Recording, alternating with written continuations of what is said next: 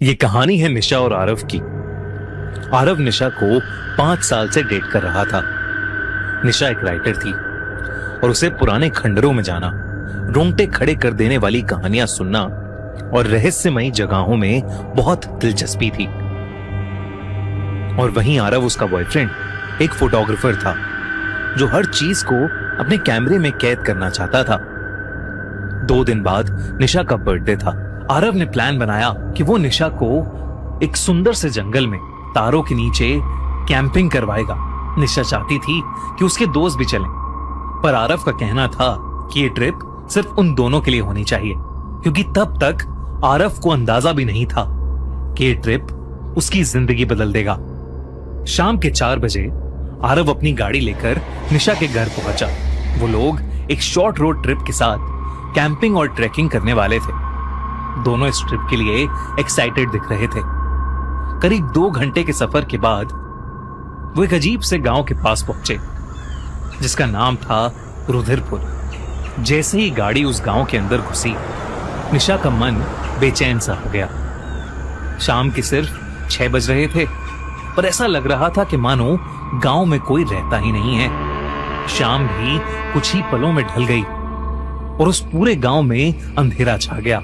सबसे अजीब बात यह थी कि उस गांव के हर घर के बाहर मशालें जल रही थीं और हर घर का दरवाजा खून सा लाल था। दरवाजों पर काले रंग से कुछ अजीब से मंत्र लिखे हुए थे। निशा का दिल बैठने लगा और अचानक आरव ने जोर से ब्रेक मारा। क्या हुआ आरव, गाड़ी क्यों रोकी? निशा ने घबरा कर पूछा। आरव ने बिना कुछ कहे अपना कैमरा उठाया और गाड़ी से बाहर निकल गया।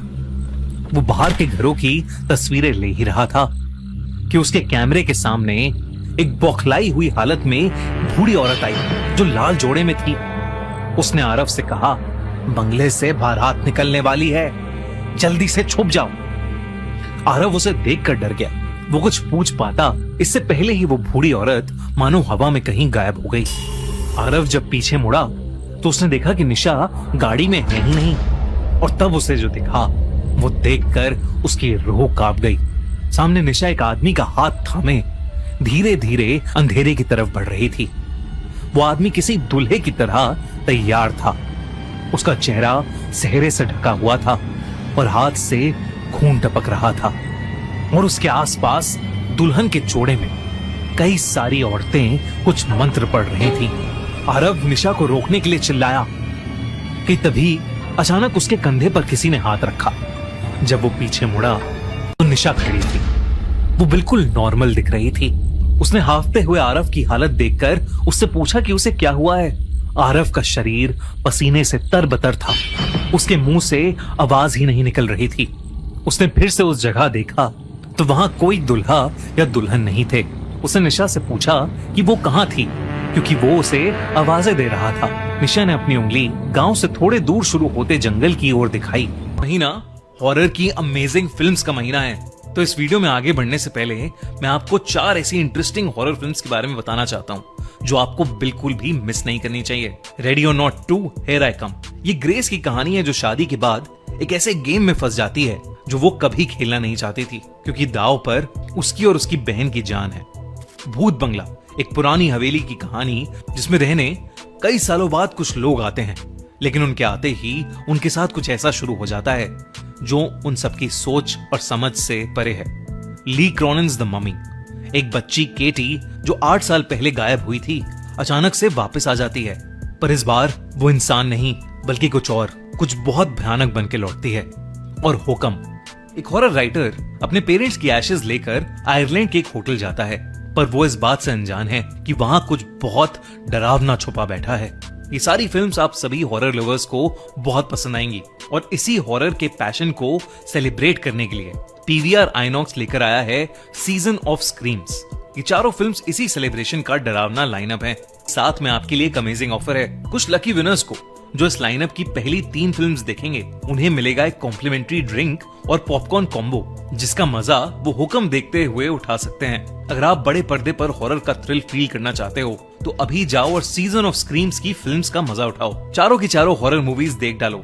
जल्दी से जाओ, पीवीआर आइनॉक्स की ऐप या वेबसाइट पर अपने टिकट्स बुक कराओ। और बोला, अरे वो देखो, वो बंगला दिखाई दे रहा है, मुझे लगा वहां वॉशरूम मिल जाएगा, मैं बस वही देखने गई थी। पर वो बंगला यहां से जितना पास दिख रहा है उतना है नहीं। बंगले पर नजर जाते ही आरव को कुछ अजीब सा महसूस हुआ। इतने अजीब से अंधेरे में, गुप्त गांव में, जंगल के बीच ये बंगला कहां से आ गया? आरव ने निशा को गाड़ी में बैठने को कहा और वो दोनों वहां से चल पड़े। थोड़ी दूर जंगल में आगे बढ़ने के बाद एक नदी के किनारे उन्होंने अपना कैंप लगाया। रात गहरी हो चुकी थी, सिर्फ बॉनफायर की आग की लपटें और आसपास का कुछ सन्नाटा था। निशा ने मजाक में कहा, तुम पूरी दुनिया की फोटो लेते हो, आज अपनी गर्लफ्रेंड की भी कुछ अच्छी फोटोज ले लो। आरव ने हंसते हुए कैमरा उठाया। आग की रोशनी में निशा का चेहरा चमक रहा था। आरव ने एक फोटो क्लिक की, फिर दूसरा, लेकिन जैसे ही उसने कैमरे की स्क्रीन पर फोटो देखी, वो सुन पड़ गया। हर फोटो में निशा के ठीक पीछे वही सेहरा पहना हुआ दूल्हा खड़ा था और हर फोटो में वो दूल्हा निशा के पास आ रहा था। आरव का सुन्न पड़ा चेहरा देख निशा ने उससे कैमरा छीन लिया। निशा ने फोटोज देखी और एकदम से खुश हो गई। फोटोज काफी सुंदर आई थीं। अब उसमें कोई दुल्हा नहीं दिख रहा था। आरव बेचैन हो चुका था, पर निशा को खुश देखकर उसने कुछ नहीं कहा।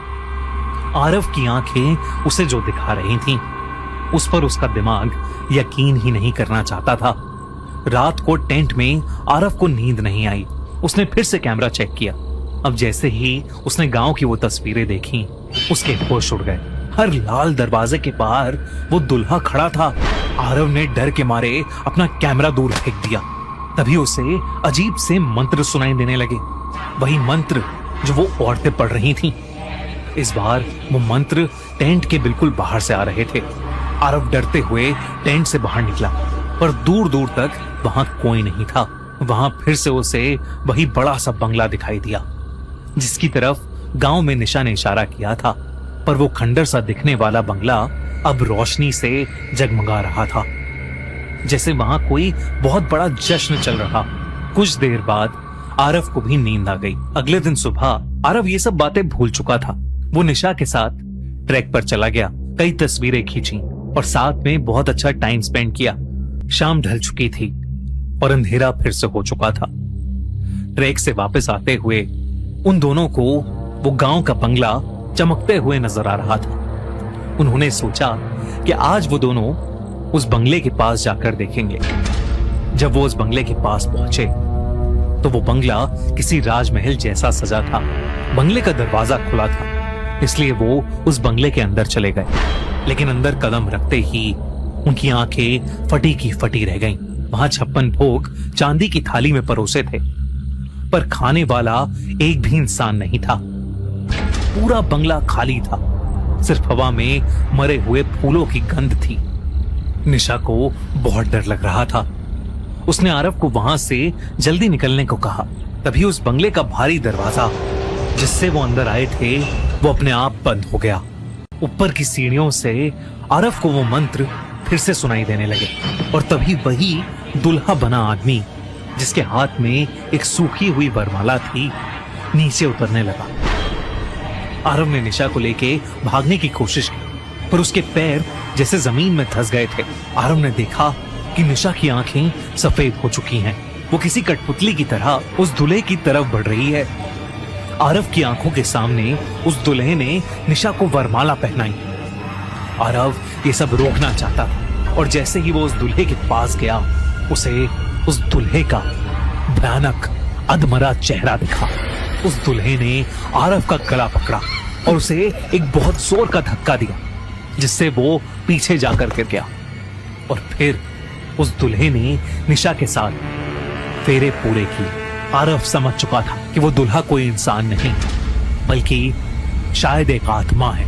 जैसे ही फेरे पूरे हुए, एक मायूस कर देने वाले अंधेरे में एक दर्द भरी चीख के साथ वो सजावट, वो दूल्हा और निशा सब धुएं की तरह कहीं गायब हो गए। आरव को अपनी आंखों पर यकीन ही नहीं हो रहा था। वो उस खंडर के बीच अकेला खड़ा था। उस बंगले के दरवाजे अब खुल चुके थे। आरव बाहर भागा और निशा को हर जगह ढूंढने लगा। वो उस गांव के अंदर गया, उसने हर दरवाजे को पीटा, पर कोई बाहर नहीं आया। कुछ देर बाद उसे एक पेड़ के नीचे एक लाल साड़ी पहने बूढ़ी औरत दिखी। वो वही औरत थी जो एक दिन पहले उसके कैमरे के सामने आई थी। आरव उसे देखते ही उसके पैरों में गिर पड़ा। उसकी बात सुनकर उस बूढ़ी औरत ने बताया कि उस बंगले के अंदर एक वैशी शैतान था जिसे आरव ने फिर से जगा दिया है। उसने बताया कि सालों पहले उस बंगले में एक बहुत ही घिनौना जमींदार था जो हर अमावस को एक नई लड़की के साथ जबरदस्ती शादी करके उसको पहली रात ही मार देता था और वो शैतान को उसकी बलि चढ़ाता था ताकि वो काली शक्तियों से अमर बन जाए। गांव वालों ने अपनी बेटियां बचाने के लिए उसे उसके बंगले समेत जला दिया था, पर उसकी आत्मा को उस बंगले से कोई नहीं निकाल पाया।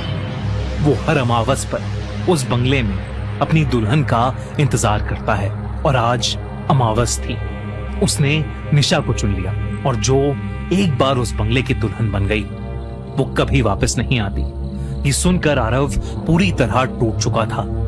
उसकी आंखों से आंसू ही नहीं रुक रहे थे और ये सोचकर कि उसने खुद निशा को उस राक्षस के हवाले किया है और वो अब कभी नहीं लौटेगी, आरव पूरी तरह से हार चुका था।